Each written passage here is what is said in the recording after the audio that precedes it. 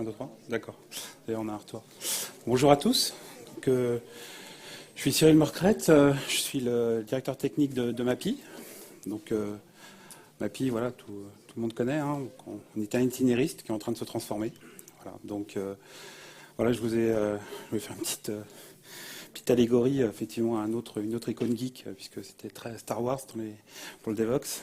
Donc, voilà. Donc là, c'est notre approche du cloud, pour qu'on y allait, pour qu'on en est revenu.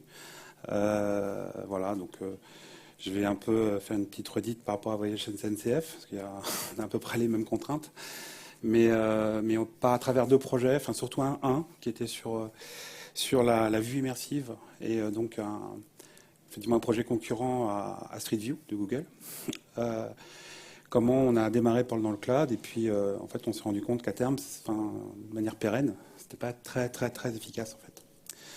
Voilà. Donc ça c'était le petit slide pour attirer les gens. Donc j'ai fait un sommaire et puis aussi voilà une autre allégorie cinématographique. Un sommaire un peu en timeline. Donc pour vous expliquer un peu le projet. Donc nous c'est effectivement, ça paraît c'est plusieurs années, donc on a l'impression que c'est très long. Mais pas tant que ça en fait. Donc en 2009, effectivement, MAPI a changé. On est passé sur EV3, on a changé plein de technos pour faire des dalles, gérer des énormes volumétries. Faut savoir que MAPI, en fait, aujourd'hui, même si on est très concurrencé par un concurrent américain, gère effectivement son service, mais aussi celui de Page Jaune et celui de pas mal de partenaires en fait. Et donc on a une volumétrie propre qui est vraiment sur nos services qui est assez énorme. Puisque en pic, aujourd'hui, en une minute, on peut avoir jusqu'à 1 million de requêtes et on peut générer jusqu'à pas loin de 4 milliards de dalles par mois en images. Donc c'est quand même une volumétrie très conséquente. Donc en 2009, fin 2009, il y a eu une initiative qui s'appelait l'Urban Dive.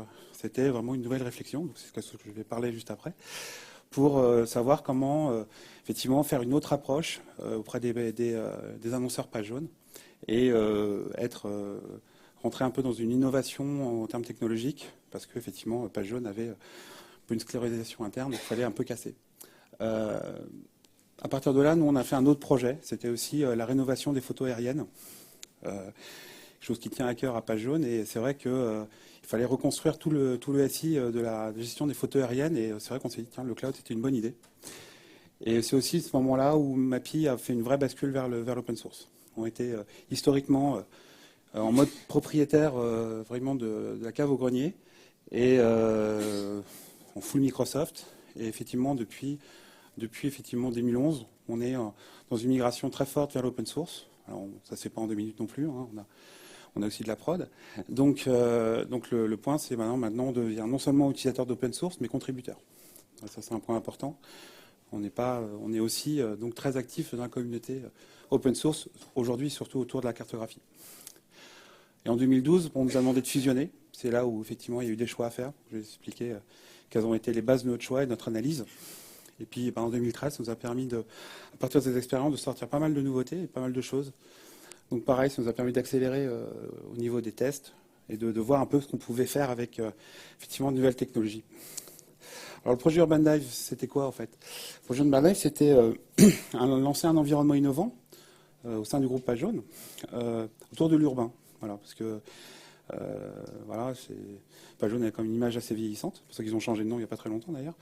Et c'était aussi proposé qu'un nouveau support, mais aussi un nouvel écosystème sur effectivement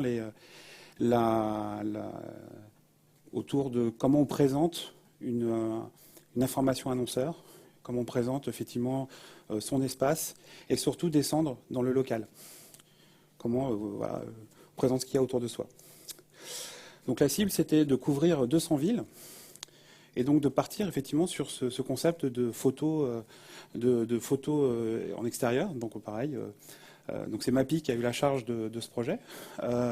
Donc on a créé une équipe effectivement dédiée totalement à ça, qui avait une très grande liberté. On a pris des voitures avec des mâts qui ont commencé à se balader dans les villes. Donc on a aussi appris ce que c'est qu'était l'opératif terrain. C'est autre chose qu'on fait de l'informatique. C'est vraie contrainte terrain, c'est autre chose. Et aujourd'hui, ça a plutôt bien marché parce qu'on a jusqu'à 310 villes couvertes. Le but, c'était aussi vraiment de partir sur quelque chose sur une plage vierge. Donc, avec des environnements modernes. Alors, c'était construit autour de Java, mais c'était surtout des architectures qui devaient être assez modernes, avec justement s'astreindre, pas partir obligatoirement sur les solutions très lourdes comme l'Oracle, mais partir sur les solutions comme MongoDB. Donc, on a pris assez tôt, d'ailleurs. On était avec eux de manière très, très préliminaire. Voilà, même essayer plein de choses. Parce qu'effectivement, la problématique, c'est que comme on était indépendant des moyens du groupe, ça c'était plutôt une bonne chose, parce que pareil, le groupe et MAPI aussi en particulier, comme on avait énormément de prod, on ne pouvait pas s'amuser à faire plein de changements, des modifications. On a un SLA très fort aussi à tenir. Donc le point, c'est bon, comment on peut tester dans un environnement neuf. Et voilà. Et puis surtout, il y avait plein d'incertitudes. C'est-à-dire que ce projet-là, comme effectivement Joe Mobile, on ne savait pas si ça allait marcher ou pas. Donc acheter plein de bécanes pour ça, alors qu'on avait énormément de photos à gérer, des photos haute définition. C'est cher. Tout de suite, quand on demande s'il faut tenir une prod de manière pérenne, c'est des projets souvent à 3 ans. On ne savait pas si le projet allait tenir 3 ans. Et surtout, on ne savait pas ce qu'on allait voir comme architecture. Donc pareil, le cloud s'est plutôt imposé à ce moment-là. Alors voilà, donc l'idée c'était vraiment pour vous présenter le service. Alors ça c'est les photos d'apprendre, parce que depuis il a bien évolué, mais le but c'était vraiment de faire ça, c'est-à-dire des photos en vue 360, haute densité, haute qualité, avec des cartes à côté, des POI. Donc on mélangeait sur le même service aussi bien la gestion de photos avec des divers environnements, Flash, HTML5, et effectivement toute une gestion des points d'intérêt, avec des flux qui arrivaient de plein de partenaires différents, et pouvoir naviguer après dans ces cartes.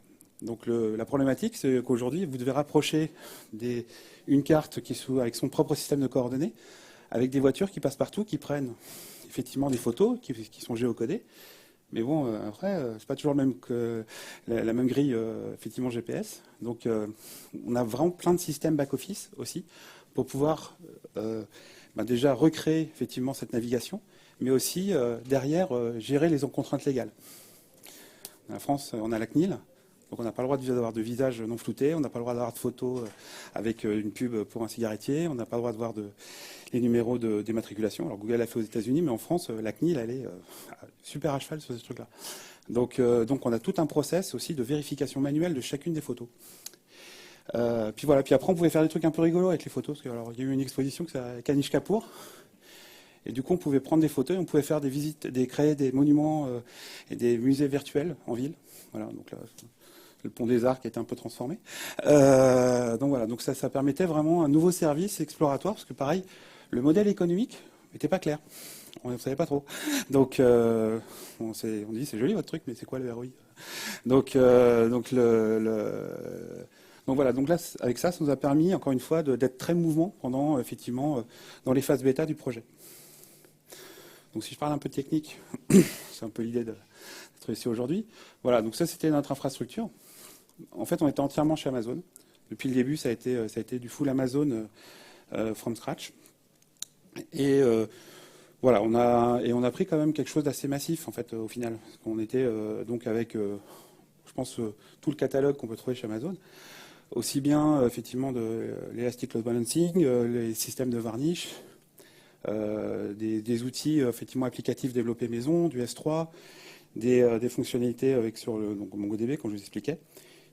Puis on utilisait tout ce qu'on pouvait effectivement sur les API Amazon. C'est-à-dire qu'on a même recréé un petit outil là, qui s'appelait ExtraLucid, parce que dans l'idée de ça va monter en charge à fond, on avait quand même des dirigeants qui étaient persuadés qu'on allait avoir un 20h et que pareil on allait avoir... Je sais pas, on passait sur peut-être The Voice aussi. Mais le truc, c'est qu'on allait avoir un pic de charge monstrueux et il fallait y faire face. Voilà. Puis dans le monde de la géographie, il y a l'expérience de Géoportail qui est passé aux 20 heures et qui est resté en rade pendant une semaine. Donc ça, c'est un truc qui est encore très fort dans notre petit monde.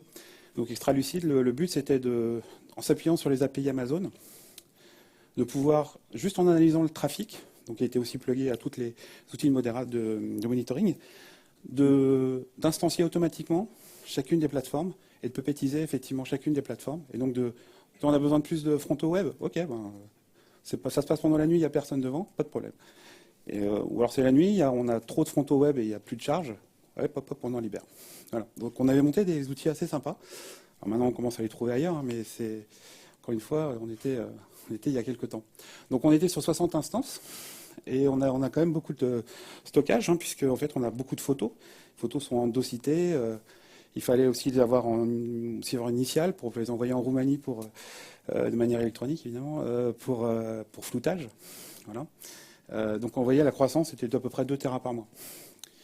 Mais on avait une petite contrainte au niveau des instances, et qu'on a rencontrée assez vite. C'était que vous avez des tailles, vous ne pouvez pas tellement bien mixer vos tailles de serveur. C'est-à-dire que si vous commencez à avoir un MongoDB un peu costaud, il a besoin de 8 Go de RAM, vous aurez 8 CPU, quoi. J'ai besoin qu'un de CPU. C'est pas grave, tu auras 8 CPU, il y a 7 CPU qui ne marchent pas. Donc il faut prendre une XL ou une double XL. Et du coup, c'est des serveurs qui sont massifs, mais du coup, en fait, on n'utilise même pas la moitié de la puissance, parce qu'on a besoin d'une constante du serveur. Donc ça, du coup, ça a joué pas mal sur le coup. Et puis pareil, on a dû prendre d'autres choses. On a dû prendre effectivement du stockage EBS pour pas mal d'instances C2, parce que pareil, on avait des problèmes d'IO. Les IO n'étaient pas suffisamment bons, donc il fallait du stockage persistant pour pouvoir effectivement accélérer ces choses-là, tant qu'on était dans le cloud, tout du moins. Voilà. Donc ça, c'était le projet, effectivement, Urban Dive. Puis on en a eu un autre, qui était sur les photos aériennes. Donc les photos aériennes, c'était, ça c'est une carte de France qu'on va couvrir. Je sais plus de millions de kilomètres carrés on a, je crois qu'on a un petit paquet. Mais voilà, on descend jusqu'à effectivement des vues qui peuvent aller jusqu'à 1 pixel égale 5 cm. Habituellement, c'est 1 pixel égale 20 cm. Donc vous voyez combien ça fait de photos. Voilà. Et en plus, pour rigoler, on n'a pas les mêmes fournisseurs. Donc potentiellement, il y en a qui fait la Picardie, mais il s'arrête à la Picardie. Quelqu'un d'autre qui nous envoie des choses. Donc il faut faire des recouvrements. Et pour accélérer fortement les choses, on a voulu faire du précalcul. Donc commencer à regrouper toutes les photos aériennes et les découper par rapport à nos dalles qui correspondent aux dalles cartes qu'on avait à côté. Donc il fallait recréer ces photos, les redécouper et les recomposer pour pouvoir effectivement mixer les différents fournisseurs. Donc on s'est dit, pareil, là on a besoin d'énormément de puissance de calcul ponctuelle. Donc le cloud, ça s'adapte pas mal à ça. Donc c'est ce qu'on a fait. C'est-à-dire qu'on a, pareil, là on était dans un hébergement mixte, c'est-à-dire que là on avait le stockage de réception qui arrivait chez nous, parce qu'évidemment, on recevait les photos, mais elles n'étaient jamais bonnes, etc. Il fallait les stocker, on recevait des disques durs, des CD, des machins, donc on ne pouvait pas les recevoir directement via le réseau. Donc on avait un stockage chez nous en sumo, où on faisait des traitements, on préparait tout le précalcul, on envoyait tout à travers le réseau sur S3 dans une bucket effectivement de traitement. On avait un master C2, et ce master, il analysait effectivement ce que lui avait envoyé le contrôleur chez MAPI. Et derrière, il lui disait, voilà, c'est tant de kilomètres carrés, c'est tant de dalles. Ok, je crains le nombre d'instances qui vont bien. Et du coup, il donnait aussi le scheduler en donnant effectivement tous les calculs à faire dans la nuit. Donc là, on pouvait créer jusqu'à 80 instances EC2. Et puis ça calculait, effectivement, on arrivait à ce bon ratio entre, de toute façon, que ça coûte, que je le fasse en 10 heures ou je le fasse en 2 heures, et du coup, si je demande besoin de plus de serveurs, en fait, ça coûte à peu près pareil, autant le faire plus vite, quoi. Voilà, quoi. Et puis après, rapatriement chez nous dans nos serveurs EasyLun. Voilà, donc ça, c'est un autre projet qui a bien marché, mais pareil, on a rencontré des petites surprises. Parce que là, on n'arrêtait pas de stancier et d'enlever des serveurs, mais tout le temps. C'était assez brutal. Et puis vous arrive toujours une bricole, parce qu'il y a plein de niveaux en fait quand on crée une instance. Voilà, on crée l'instance, puis après on charge le système, on charge plein de choses dessus. Puis il y a un pourcentage qui déconne en fait des fois statistiquement dessus. Et quand vous en créez plein, vous enlevez le plein, souvent vous avez. Donc on a remarqué qu'on avait pas loin de 10% de nos instances qui étaient parties en cacahuète, quoi. Donc où ça répondait plus, il y avait un problème, elle a été gelée, elle répondait pas. Donc il a fallu qu'on développe sur le job master des choses beaucoup plus compliquées qu'anticipées. Et puis la promesse du vous inquiétez pas, vous mettez 2000 serveurs et puis ça c'est magique, un peu à relativiser. Donc je reviens sur le projet Urban Dive. En février 2012, le groupe nous a dit c'était pas mal comme bêta, donc maintenant vous allez fusionner.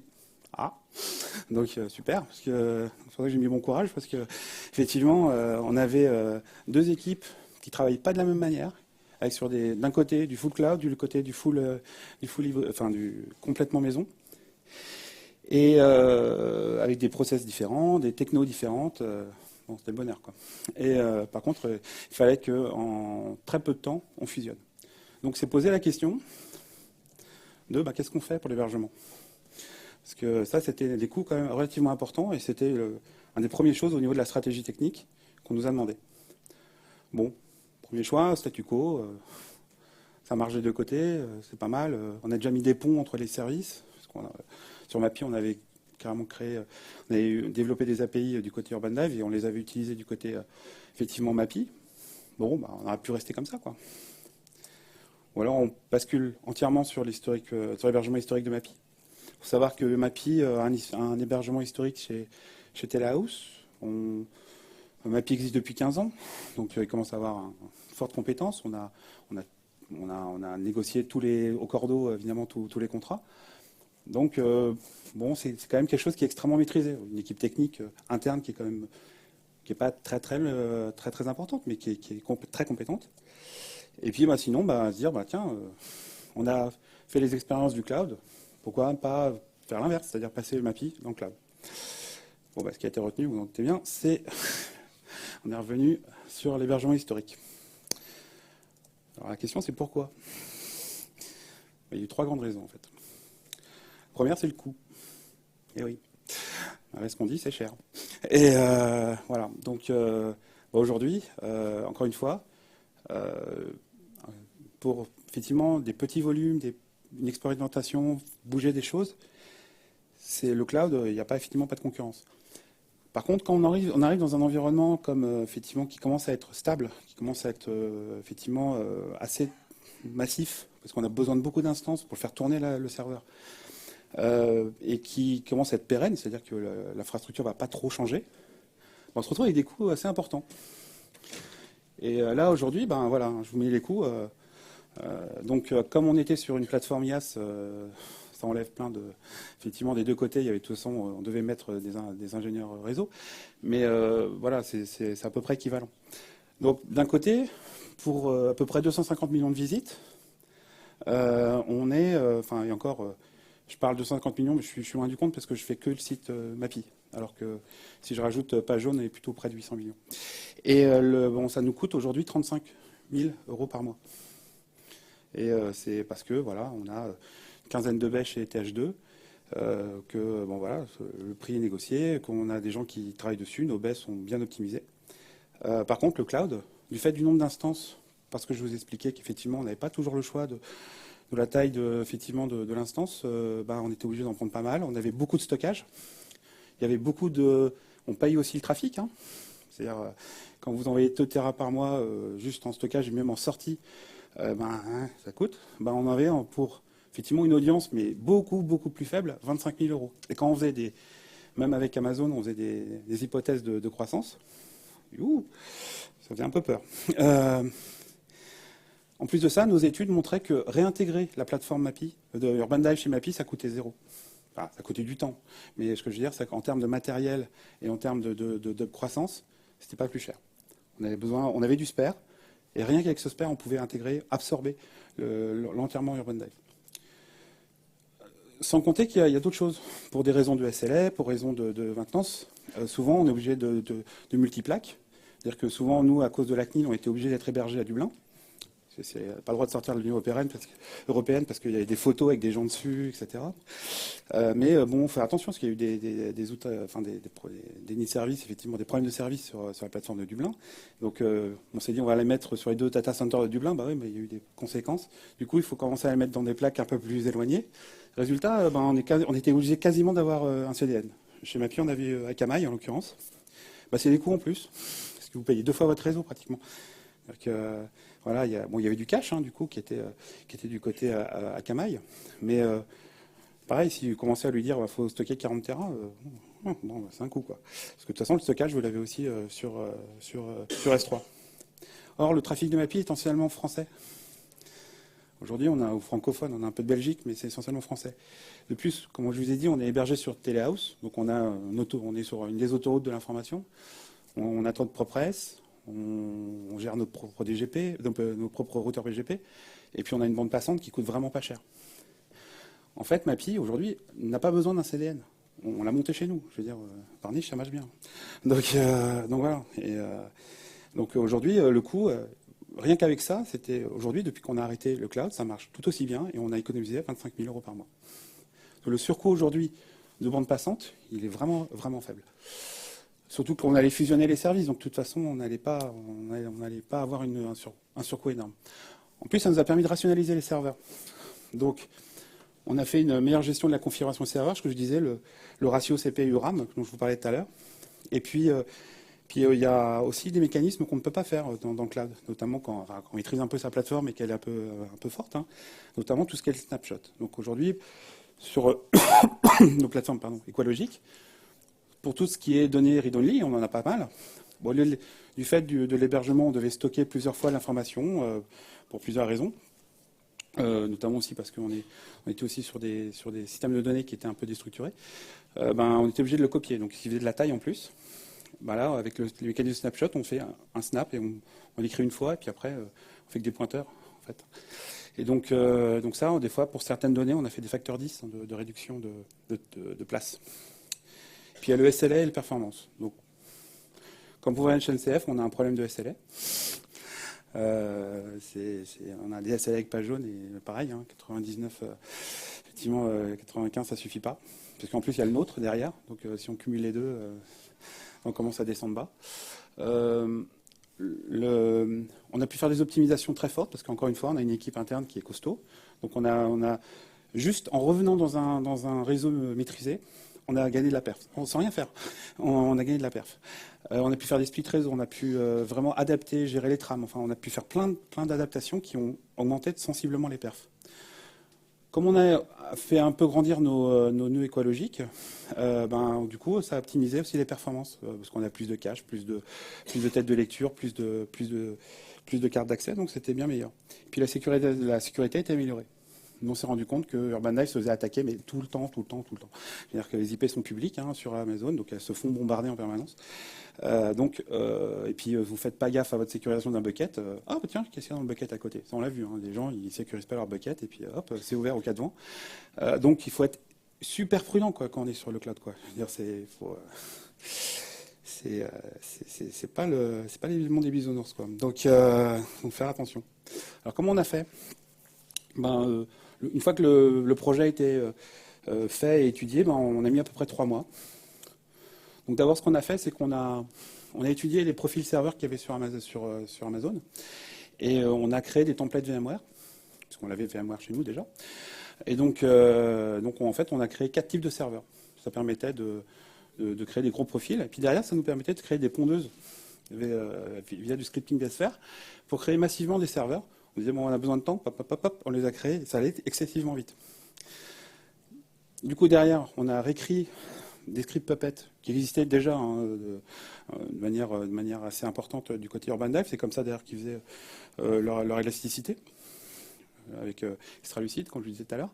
Nous, on a réécrit d'autres scripts pour tout ce qui était derrière. Et avec la puppetisation, on a recréé tous les types de serveurs sur les différents profils qu'on avait déjà créés. Ça se faisait de manière totalement industrielle.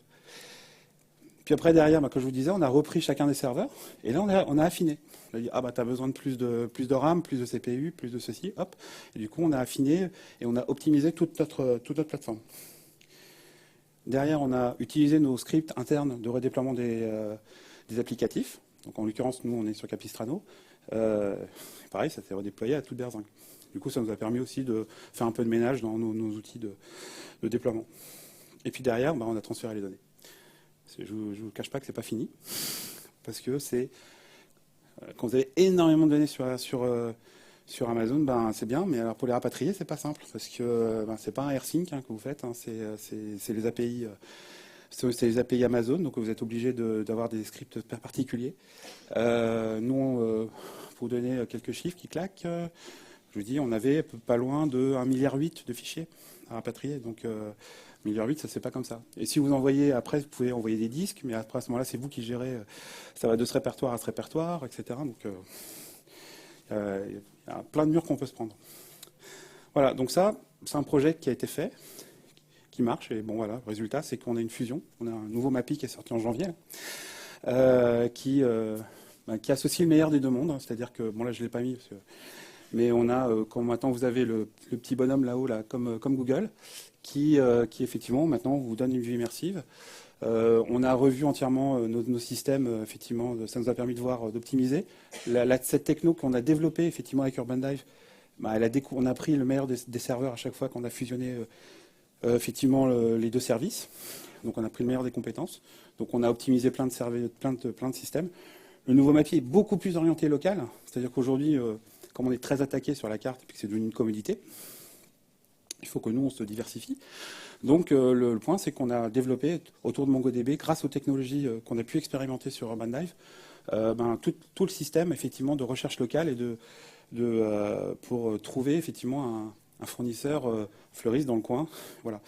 Et on en dérive, justement, jusqu'à MAPI Shopping, donc quelque chose qui est un peu plus, qui est en cours dans les cartons, mais qui devrait sortir en juin, où effectivement maintenant on est carrément dans la recherche produit, puisque maintenant on a fait la recherche locale, maintenant on est dans la recherche produit, où maintenant on va dire, ben voilà, je cherche un aspirateur autour de moi, donc je cherche plus un professionnel, maintenant je cherche un produit et je vais dire les professionnels qui font ça.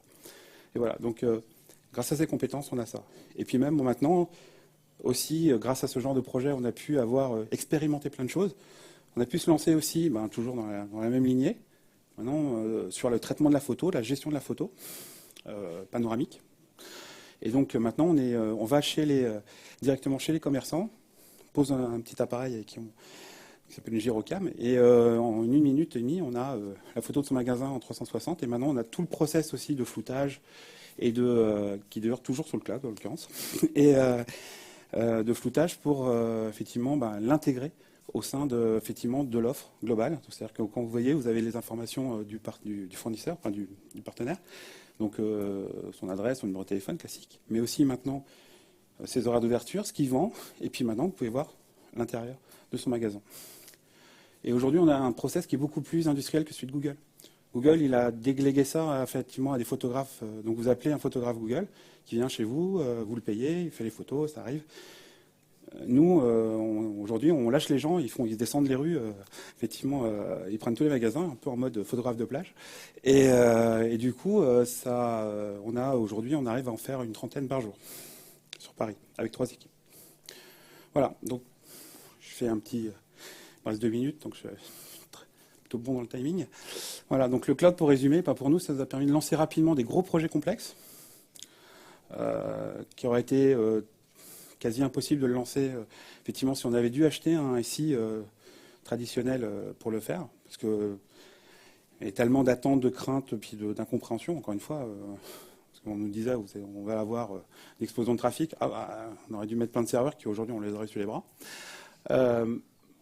Toutefois, quand le projet est devenu mature, donc ça a mis 1 an pour que ça y est, le marketing sache ce qu'il voulait faire, qu'on connaissait à peu près la cible, là on s'est rendu compte, comme pour la SNCF, que si